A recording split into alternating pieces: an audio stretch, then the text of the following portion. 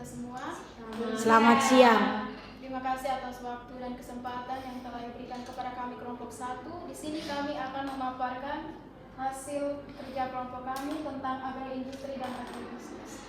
Baik, kepada pemateri pertama saya persilakan. Agroindustri dan agribisnis. 1. Pendahuluan.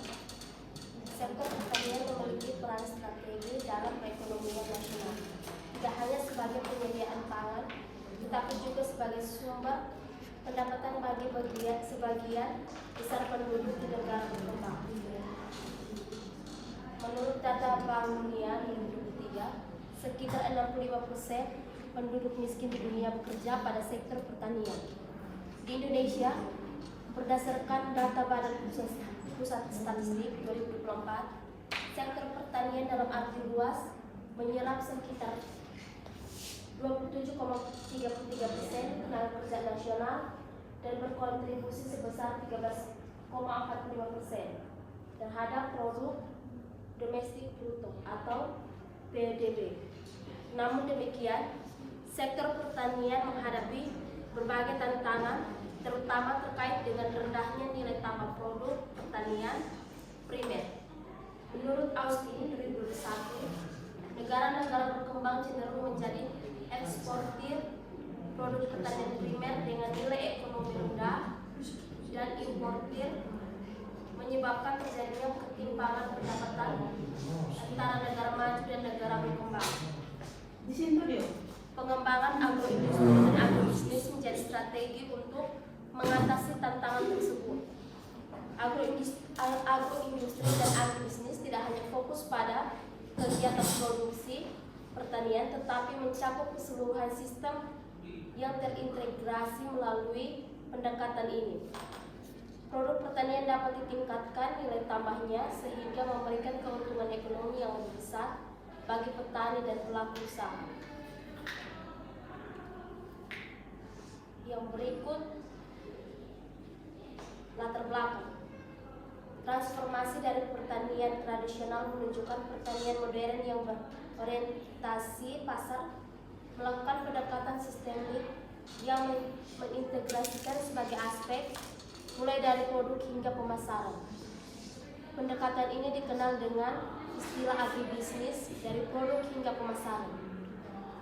Agribisnis yang pertama kali diperkenalkan oleh David dan Goldbeck pada tahun 1957. Di Indonesia, konsep agribisnis mulai diintegrasikan dalam kebijakan pembangunan pertanian sejak tahun 1990-an. Namun, implementasinya masih menghadapi berbagai kendala, terutama terkait dengan koordinasi antar sektor, infrastruktur yang belum memadai, akses terhadap teknologi dan pembiayaan, serta kapasitas sumber daya manusia. 3. Yang berikut definisi dan ruang lingkup dari agribisnis menurut Downey dan Erickson pada tahun 2018. Agribisnis didefinisikan sebagai keseluruhan kegiatan yang terkait dengan pertanian melalui dari penyediaan sarana produksi atau input, proses produksi, pengolahan hasil pertanian, dari penyediaan pertanian hingga pemasaran produk yang dihasilkan. Definisi ini menekankan pada pendekatan sistem yang mencakup keseluruhan rantai nilai pertanian. Menurut Charner et al., pada tahun 2021 mendefinisikan agribisnis sebagai studi dan aplikasi dari prinsip-prinsip ekonomi dan manajemen dalam sistem pangan dan serat, termasuk aktivitas produksi pertanian, pengolahan, distribusi, dan konsumsi. Definisi ini menekankan pada aspek ekonomi dan manajemen dalam sistem pangan. Agroindustri. Menurut Austin pada tahun 2021 mendefinisikan agroindustri sebagai kegiatan pengolahan hasil pertanian primer menjadi produk olahan, baik produk akhir maupun produk antara. Agroindustri merupakan subsistem dari agribisnis yang fokus pada kegiatan pengolahan untuk meningkatkan nilai tambah produk pertanian. Menurut Brown pada tahun 2019, agroindustri mencakup semua aktivitas industri yang menggunakan bahan baku pertanian, baik tanpa perubahannya maupun setelah melalui proses perubahan bentuk, sifat, dan fungsi.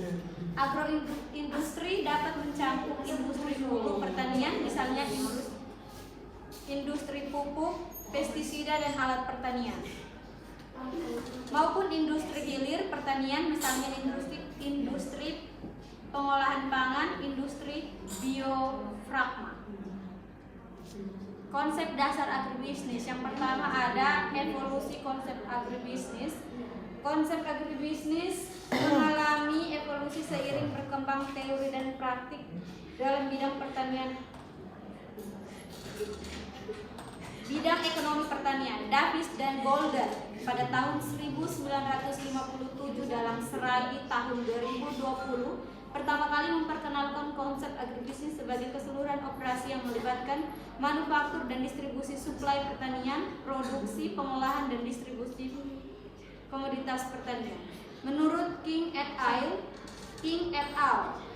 Pada tahun 2020 menyatakan bahwa konsep agribisnis telah berkembang dari orientasi produksi menjadi orientasi pasar dan kini menuju orientasi keberlanjutan. Perkembangan ini mendorong integrasi di media ekonomi, sosial, dan lingkungan dalam sistem agribisnis. Menurut Bodley dan Doring pada tahun 2019 mengemukakan bahwa globalisasi dan kemajuan teknologi informasi telah mengubah lanskap agribisnis, menciptakan rantai nilai global yang lebih kompleks, dan mendorong spesialisasi dalam rantai nilai agribisnis. Karakteristik agribisnis yang pertama itu ada keterkaitan dengan sumber daya alam, yang kedua ada musim dan geografis, yang ketiga ada risiko tinggi, yang keempat ada siklus produksi panjang, siklus industri yang beragam.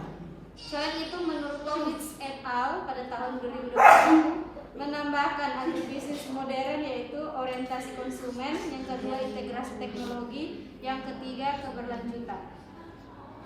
Yang berikut pendekatan sistem agribisnis. Itu menekankan yang pertama interkoneksi, yang kedua batas sistem, yang ketiga input dan output, yang keempat feedback, yang kelima kompleksitas.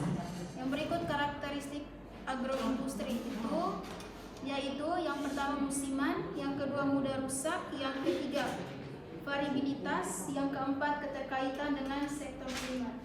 Yang berikut faktor-faktor yang mempengaruhi agroindustri. Yang pertama ketersediaan bahan baku, yang kedua teknologi dan peralatan, yang ketiga infrastruktur, yang keempat modal dan pembiayaan, yang kelima kebijakan dan regulasi, yang keenam akses pasar.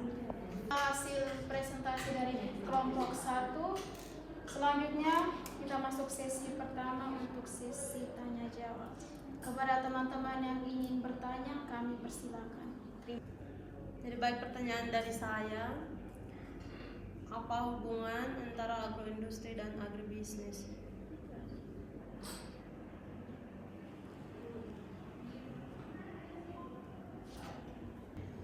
Oke, baik, dari saya terima kasih waktu dan kesempatan. Pertanyaan dari saya di pendahuluan, di menurut Austin 2021 itu menjelaskan bahwa negara-negara berkembang cenderung menjadi eksportir produk pertanian primer dengan nilai ekonomi yang rendah dan menjadi importir produk olahan pertanian dengan nilai ekonomi tinggi. Kondisi ini menyebabkan terjadinya ketimpangan pendapatan antara negara maju dan negara berkembang. Jadi pertanyaan saya, jelaskan ketimpangan pendapat yang seperti apa antara negara maju dan negara berkembang. Setelah itu, yang kedua, di bawahnya menjelaskan bahwa pengembangan agroindustri dan agribisnis itu menjadi strategi untuk mengatasi tantangan tersebut yang dijelaskan oleh Austin ini. Lalu kamu jelaskan agroindustri dan agribisnis itu menjadi strategi itu yang untuk mengatasi tantangan tersebut itu seperti apa? Bagaimana cara mereka, maksudnya penjelasannya seperti apa? Mungkin pertanyaan dari saya begitu. Saya kembalikan. Baik, terima kasih atas waktu dan kesempatan yang diberikan. Langsung saja ke pertanyaan saya. di sini terletak di latar belakang yang dimana di Indonesia konsep agribisnis mulai diintegrasikan dalam kebijakan pembangunan pertanian sejak tahun 1990-an. Pertanyaannya, kenapa ketika ingin mengimplementasikan kebijakan pembangunan pertanian tersebut, kenapa masih bisa menghadapi berbagai kendala, terutama terkait dengan koordinasi antar sektor, infrastruktur yang belum memadai, akses terhadap teknologi dan pembiayaan, serta kapasitas sumber daya. Sekian dan terima kasih. Baik, kami akan menjawab pertanyaan dari teman Sari kepada teman Intan. Saya silakan untuk menjawab. Baik, di sini kami akan menjawab pertanyaan dengan pertanyaan apa hubungan antara agribisnis dan agroindustri. Sebelum masuk pada penjelasannya, kita mengetahui terlebih dahulu pengertian dari agribisnis dan agroindustri. Agribisnis merupakan keseluruhan sistem yang mencakup semua kegiatan ekonomi yang berhubungan dengan pertanian, termasuk sektor hulu, ada juga usaha tani, sektor hilir, dan jasa penunjang. Agroindustri adalah bagian dari agribisnis yang berfokus pada kegiatan pengolahan hasil pertanian. Jadi hubungan antara mereka yaitu kalau agribisnis itu mengolah atau membudidayakan tanaman, kalau agribisnis itu bagian pengolahan untuk meningkatkan nilai tambah dari hasil pertanian tersebut. Baik, kepada teman Sari, apakah ada sanggahan? Pas. Baik, kami akan menjawab pertanyaan dari teman Yosef kepada teman saya. Silakan untuk menjawab. Baik, pertanyaan yang pertama itu ketimpangan apa yang terjadi? Ketimpangan seperti apa yang terjadi antara negara maju dan negara berkembang? Yang pertama itu adalah ketimpangan nilai tambah.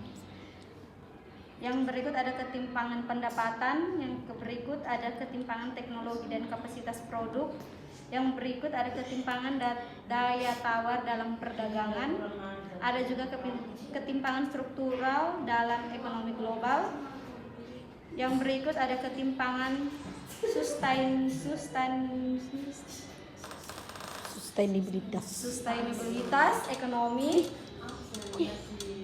dan ada juga implikasi ketimpangan. Yang pertama itu kemiskinan yang berkelanjutan, ada juga ketergantungan ekonomi, ada juga eksploitasi sumber daya.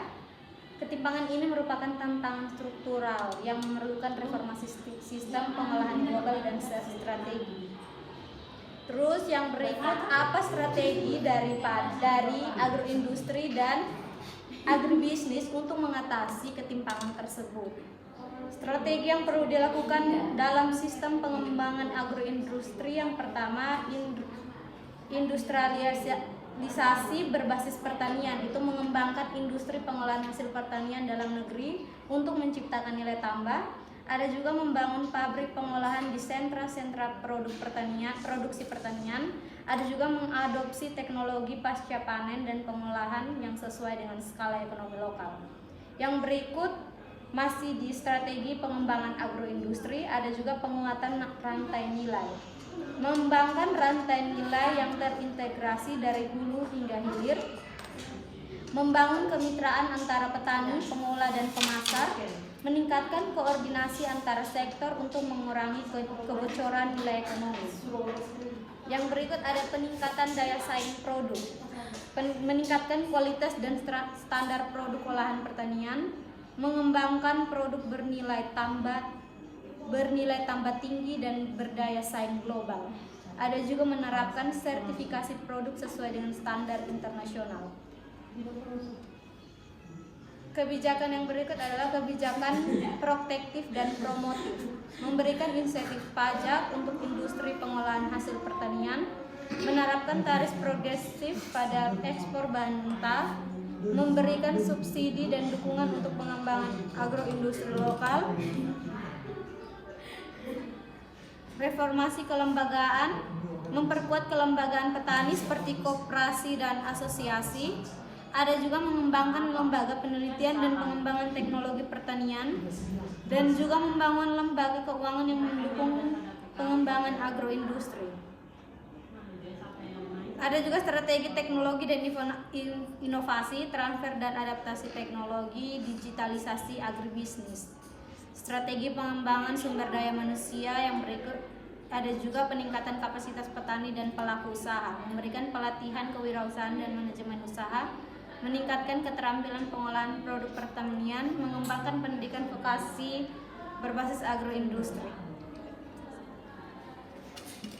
Baik, ini jawaban dari kelompok kami. Apakah temannya pada sanggahan? Oke, baik, terima kasih atas jawaban dari pertanyaan yang sudah diberikan. Jawabannya ya sangat memuaskan. Terima kasih. Baik, kami akan menjawab pertanyaan dari teman Dion kepada teman Sari. Saya persilakan untuk menjawab. Kendala yang pertama, koordinasi antar sektor, infrastruktur yang belum memadai, akses terhadap teknologi dan pembiayaan, serta kapasitas sumber daya manusia. Baik, ini jawaban dari kami kepada teman Dion. Apakah ada sanggahan? Baik, terima kasih kepada teman-teman kelompok 1 yang telah menjawab pertanyaan dari saya. Untuk pertanyaannya pas. Jawabannya pas. Baik, sekian dari presentasi kami hari ini. Sekian dan terima kasih untuk kesempatan. Tepuk tangan.